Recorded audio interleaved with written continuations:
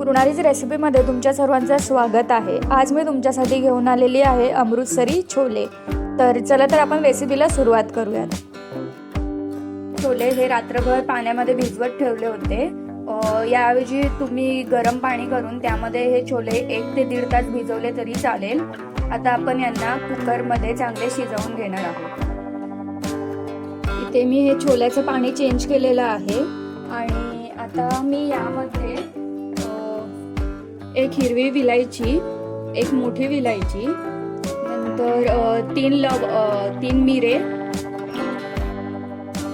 आणि 2 लवंग घालून घेत आहे। आणि यामध्ये छोल्याला कलर यावं यासाठी मी एका रुमालामध्ये थोडी चहा पावडर घेतलेली आहे। अशी रुमालामध्ये थोडी चहा पावडर घेतलेली आहे, ती सुद्धा याची पोटली बनवून यामध्ये मी टाकणार आहे। तुमच्याकडे जर छोटा रुमाल असेल तर तुम्ही तो सुद्धा घेऊ शकतात। माझ्याकडे छोटा रुमाल नाहीये, त्यामुळे मी थोडा मोठा रुमाल घेतलेला आहे। चहा पावडरमुळे काय होतं की आपल्या छोल्याला चांगला कलर येतो। अशी बारीक अशी पोटली बनवलेली आहे आणि ती मी आता याच्यामध्ये घालून घेत आहे। छोल्याची क्वांटिटी मी कमी घेतलेली आहे कारण मी फक्त 2 जणांसाठी छोले बनवत आहे। तुम्ही तुमच्यानुसार छोल्याची क्वांटिटी कमी किंवा जास्त करू शकता। आता याला आपण कुकरमध्ये चांगले 7 ते 8 शिट्ट्या घेऊन शिजवणार आहोत, जेणेकरून आपले छोले चांगले सॉफ्ट असे शिजतील। इथे छोलेचा मसाला बनवण्यासाठी आपण काही खडे मसाले थोडे भाजून बारीक करून घेणार आहोत। तर इथे मी 1 चमचा धने घेत आहे, अर्धा चमचा जिरे,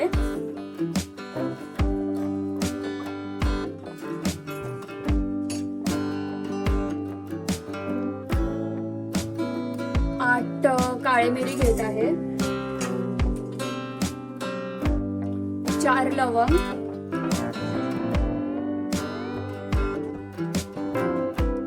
अर्धा दालचिनीचा तुकडा, 2 हिरवी विलायची आणि 1 मोठी विलायची। आणि याला आपण चांगलं भाजून घेणार आहोत, जेणेकरून मसाला चांगला बारीक होईल।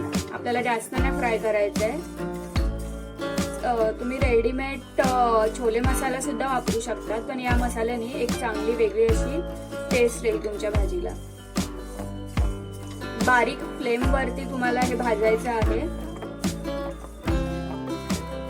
मसाले भाजताना चांगला सुगंध येत आहे याला मसाल्याचा। बारीक फ्लेम वरतीच तुम्हाला हे थोडंसं भाजून घ्यायचं आहे, नाहीतर मसाले हे करपतील। अर्धा मिनिट आपण याला थोडं अजून भाजून घेणार आहोत, त्यानंतर मी गॅसची फ्लेम बंद करणार आहे। हे मसाले आता चांगले भाजले गेलेले आहेत। मी आता गॅसची फ्लेम बंद करते आणि मसाले थोडेसे थंड झाले की याला मिक्सरमध्ये चांगलं बारीक असं वाटून घेते।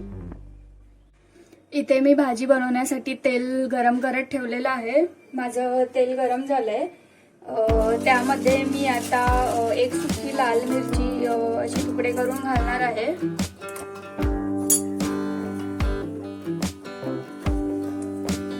त्यानंतर थोडंसं जिरे घालते,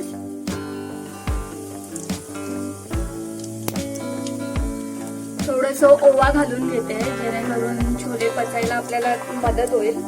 त्यानंतर थोडंसं हिंग टाकते, हिंगाने पण खूप चांगली चव येते भाजीला आणि हे सुद्धा पचायला मदत होते। नंतर इथे मी ना 2 मीडियम साईजचे कांदे बारीक असे वाटून घेतलेले होते। 2 मीडियम साईजचे कांदे इथे चांगले बारीक करून घेतलेले आहेत आणि याला आपण चांगला कलर येईपर्यंत फ्राय करून घेणार आहोत।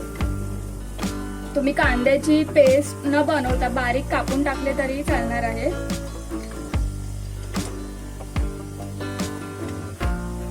आणि याला मी थोडंसं चांगलं फ्राय करून घेणार आहे, याचा कलर चेंज होईपर्यंत, ब्राऊन कलर होईपर्यंत चांगलं परतून घेतलेलं आहे। तुम्ही बघू शकतात की कांद्याचा कलर चांगला आपला ब्राऊन झालेला आहे। आता यामध्ये मी 1 मीडियम साईजचा टोमॅटो, तुमच्याकडे किंवा तुम्ही 2 लहान साईजचे टोमॅटो सुद्धा घेऊ शकतात। त्यानंतर 3 ते 4 लसणाच्या पाकळ्या आणि अर्धा इंच अद्रक असं सगळं एकत्र करून मी यामध्ये वाटलेलं आहे। चांगली बारीक अशी पेस्ट बनवलेली आहे। आणि टोमॅटो घातल्यानंतर थोडंसं मीठ घालायला नक्की तुम्ही विसरू नका. त्याच्यामुळे काय होतं की टोमॅटोची कुकिंग प्रोसेस थोडी फास्ट होते. आणि हे सुद्धा आपण चांगलं परतून घेणार आहोत. त्याला सुद्धा आपण 1-2 मिनिटं चांगलं शिजवून घेणार आहोत, जेणेकरून टोमॅटोला थोडंसं तेल सुटेल.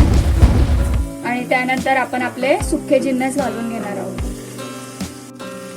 इथे आपली टोमॅटोची पेस्ट सुद्धा चांगली शिजलेली आहे. आता यामध्ये आपण आपले जे सुके जिन्नस आहोत ते घालणार आहे. इथे मी 1 छोटा चमचा लाल तिखट घेतलेला आहे. त्यानंतर इथे मी अर्धा चमचा काश्मीरी मिरची घेत आहे कलरसाठी, अर्धा चमचा धने पावडर आणि अर्धा चमचा आपण जो मसाला बनवला होता छोले मसाला तो घालून घेणार आहे. आणि हे मिश्रण चांगलं मिक्स करून घेणार आहे. आणि थोडंसं तेलामध्ये सुद्धा हे मसाले शिजवून घेणार आहे, जेणेकरून मसाल्याचा जो कच्चेपणा आहे तो निघून जाईल. ऑलरेडी आपण मसाल्याला थोडंसं फ्राय करून घेतलेलंच होतं, तरी सुद्धा मी याला इथे थोडंसं अजून शिजवणार आहे. यामध्ये आपण जे छोले शिजवलं होतं ते पाणी आपल्याला फेकून नाही द्यायचंय, तेच पाणी आपल्याला वापरायचं आहे, जेणेकरून छोलेची जी ग्रेव्ही आहे ती थोडी जाड होते, ग्रेव्हीला थिकनेस येते त्याच्यामुळे.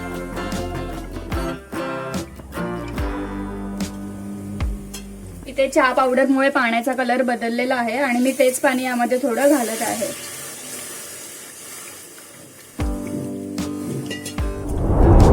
हे चांगलं मिक्स करून घ्यायचं आहे.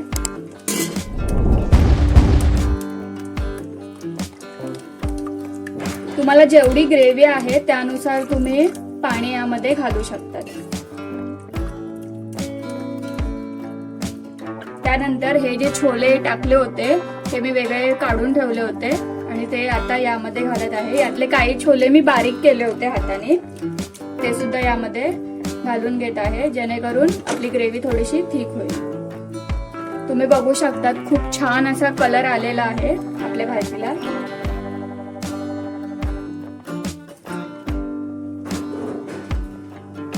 यामध्ये आता मी चवीनुसार मीठ घालते आहे.